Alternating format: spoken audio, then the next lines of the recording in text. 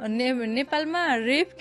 गर्नेहरूलाई त्यति धेरै उ छैन कि जति चाहिँ के भन्छन् एउटा केटी मान्छेले बिहे गरेर छोड्यो भने चाहिँ त्यो चाहिँ सबभन्दा नराम्रो रह्यो कि त्यो समाजमा होइन त्यस्तो हेला भएको थियो कि म चाहिँ अनि त्यसपछि मम्मीले चाहिँ आफूसँग राख्नै नसकेको कि अब त्यो आफ्नै छोरीलाई पनि आफूसँग राख्न नसकेको कि अनि मलाई अर्का घरमा पढ्न पठाएको थियो कि अनि त्यसपछि चाहिँ यस्तो यस्तो त्यो कुराहरू त्यो भोगिसक्दाखेरि चाहिँ हुँदा सक्दाखेरि चाहिँ अनि त्यो अरूको घरमा गएर पढ्नु जिन्दगीमा कहिले नपढ्नु भन्छु म त होइन बरु आफ्नै आमा बाउसँग जतिसुकै जे भयो नि पढ्नु तर अरूको घरमा गएर कहिले नपढ्नु अब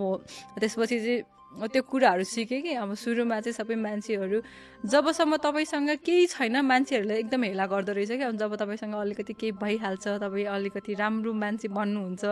त त्यसपछि चाहिँ रेस्पेक्ट गर्दो रहेछ भन्ने कुरा चाहिँ म त रात दिन त्यही सोच्थेँ कि मेरो दिमागमा चाहिँ एउटै कुराहरू आउँथ्यो कि अब चाहिँ मैले लाइफमा केही गर्न सकेँ चाहिँ कमसेकम मेरो ड्याडी मम्मीलाई चाहिँ त्यो गिल्टी फिल चाहिँ हुँदैन थियो म